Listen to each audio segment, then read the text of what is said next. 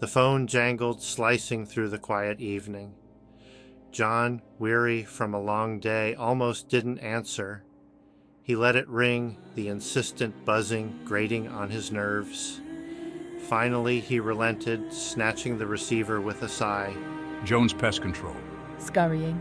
In the walls, the basement, so many. Please, you have to help me. John jotted down the address, a sense of unease settling in his gut. He glanced at the address. 13 Harlow Street.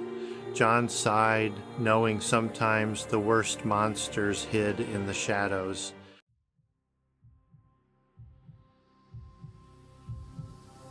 John pulled up to the curb, his headlights illuminating the dilapidated house.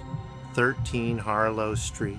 It was a Victorian-era monstrosity, its facade shrouded in shadows and decay.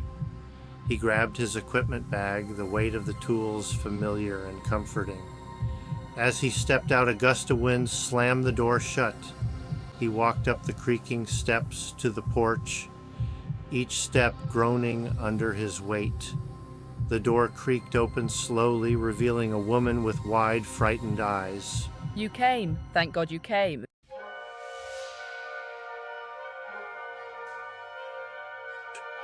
John stepped inside, the musty odor of decay permeating the house.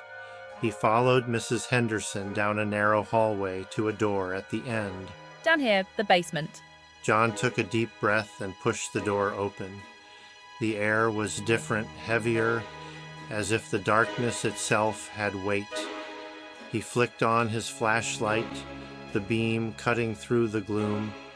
The basement was cavernous, the darkness stretching on forever. I've been hearing noises, scratching sounds, scurrying, like rats, but bigger. Something about this place set his teeth on edge.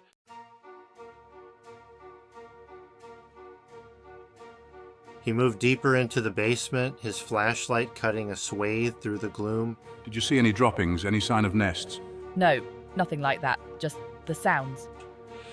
John nodded, his gaze sweeping over the sea of shadows.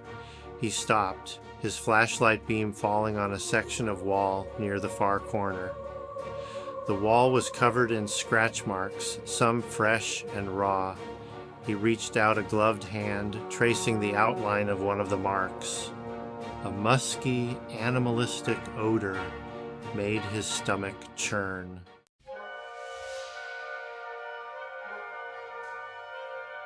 John's pulse quickened, his instincts screaming at him to turn and run. He moved cautiously towards the corner, the smell of decay growing stronger. Hello, is anyone down there? His voice echoed through the basement, swallowed up by the darkness. Then from the depths of the gloom came a low growl, guttural and feral. John froze, his flashlight beam trembling in his hand. He knew then with chilling certainty that he had made a terrible mistake.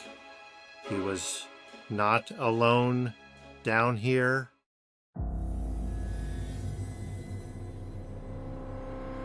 The growl seemed to reverberate off the cold stone walls. But his feet felt like lead rooted to the spot.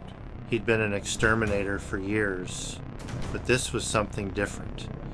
He shone the flashlight beam along the wall, the pale light illuminating nothing but cracked plaster and cobwebs. He took a hesitant step closer, the floorboards groaning ominously. John lowered himself to his haunches, pressing his ear against the cold, damp stone. The rasping breaths were louder now, closer, and he could hear the distinct sound of claws scraping against stone. His blood turned to ice in his veins.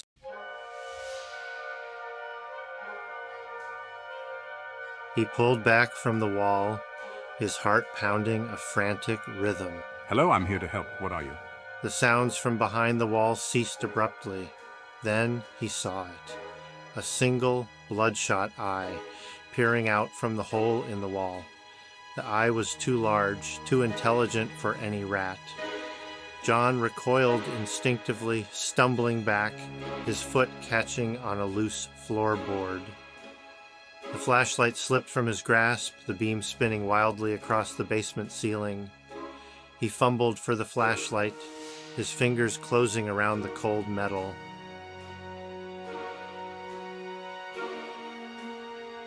I aimed the flashlight at the hole, my hand trembling.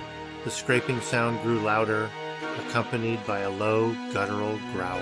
I watched in horror as a clawed hand reached out from the darkness. The creature pulled itself forward, the hole widening with a sickening crunch. John was granted a glimpse of what lurked in the shadows. It was a grotesque parody of a man, its skin stretched taut over a skeletal frame. I stared into its eyes, those bottomless pits of malice and hunger. This was something ancient, something evil, and it was staring at him with a hunger that promised a fate worse than death.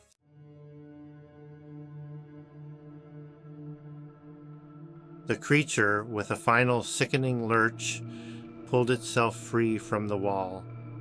It stood, hunched over in the dim beam of John's flashlight, its bloodshot eyes never leaving him. I gagged, bile rising in my throat. It moved then, with a swiftness that belied its grotesque form.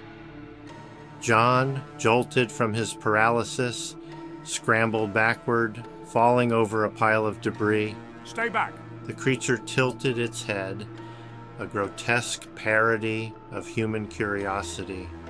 John closed his eyes and squeezed the trigger. The pepper spray hissed, engulfing the creature's head. John held his breath, praying for it to work. The creature reared back, shrieking, clawing at its face. John dared to hope, a sliver of relief cutting through the terror, but the creature shook its head violently. The pepper spray had little effect on this abomination. It roared, filled with rage and pain. I scrambled to my feet, adrenaline surging. I darted to the left, searching for an escape. The basement was a labyrinth of shadows and junk. The creature cut him off with unnatural speed. John stumbled, catching his foot on a loose floorboard. He fell heavily, breath knocked from his lungs. The creature loomed over him, its grotesque face grinning. It was playing with him, savoring his terror, and in that moment, John understood. This was no simple attack. This was a hunt.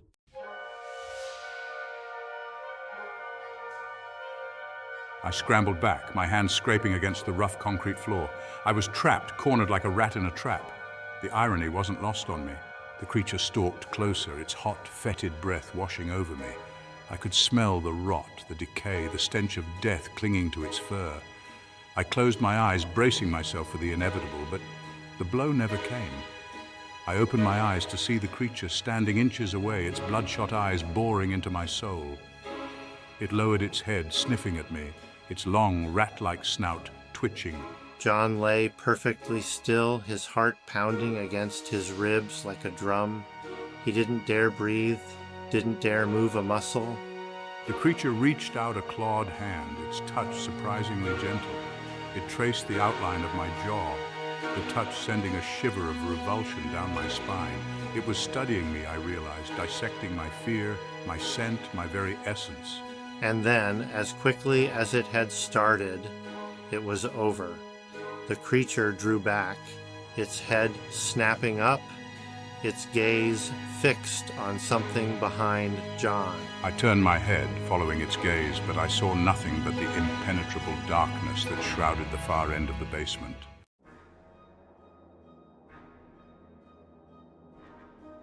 A low growl rumbled in the creature's chest, a sound that sent a tremor of fear through John's very core. It was a different growl this time, lower, more guttural, laced with a primal warning. The creature was distracted, its attention focused on something beyond my limited field of vision. It was now or never. John scrambled to his feet, adrenaline surging through his veins. He didn't waste time looking back. He didn't need to. He could hear the creature moving behind him, its claws scraping against the concrete floor, each sound a death knell echoing in the darkness. I ran blindly, stumbling over debris, my lungs burning, my legs screaming for respite. But it was too late. He felt a searing pain in his leg, a vice-like grip closing around his ankle. He screamed, a primal sound of terror and pain, as he was yanked backward, dragged across the rough concrete floor. He caught a glimpse of the creature's face, its features contorted in a grotesque mockery of a smile, those yellowed teeth bared in a triumphant snarl. And then everything went black.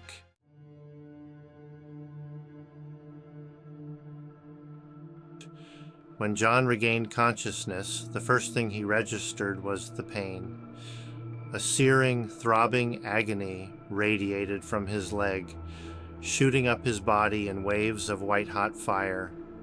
He gasped, his vision swimming as he struggled to remember what had happened. The basement, the creature, the bite, it all came flooding back, a torrent of terror that threatened to drown him. I tried to sit up, but a sharp yank on my leg brought me crashing back down to the cold, damp floor. I was bound, I realized, my ankle tethered to something heavy by what felt like thick rope. He shone his flashlight down, his blood turning to ice as he caught sight of the makeshift shackle. It wasn't rope that bound him, but thick, sinewy tendons, still wet with blood, his blood. Panic welled up inside him, a suffocating wave that threatened to consume him. He pulled against his bonds, his muscles screaming in protest, but it was no use. He was caught, trapped in the darkness with a creature out of nightmares. I could hear it moving in the shadows, a slow, deliberate circling that sent chills down my spine. It was toying with me, savoring my terror, prolonging my agony. He cast his flashlight beam around the basement, searching desperately for a way out, an escape from this waking nightmare. But the darkness seemed to press in on him, suffocating, impenetrable. He was trapped, alone, with only the sound of his own ragged breathing and the slow, steady drip of water echoing in the silence.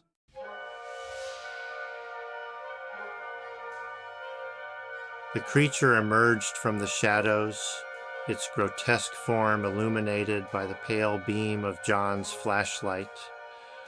It was closer now, close enough for John to see the blood staining its fur, his blood.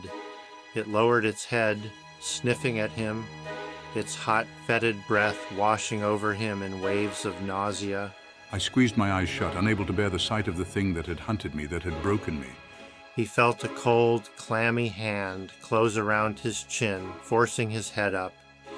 He opened his eyes to meet the creature's gaze.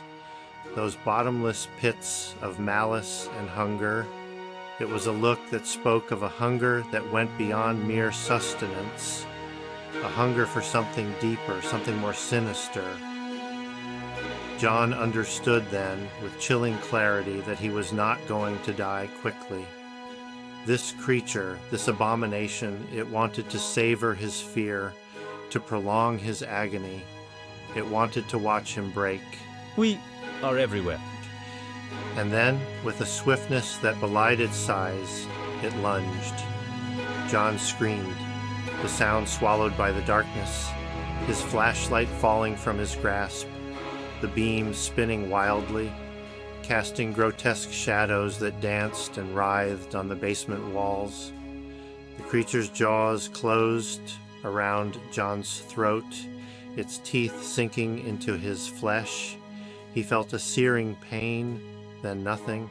The last thing he saw, before the darkness claimed him completely, was the creature's eyes, those twin orbs of malevolence, burning bright in the gloom.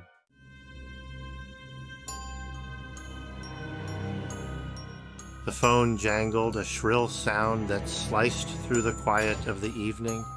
It was the same frantic, high-pitched voice, a tremor of fear running beneath the desperation. Please, I need help. The basement, he never came.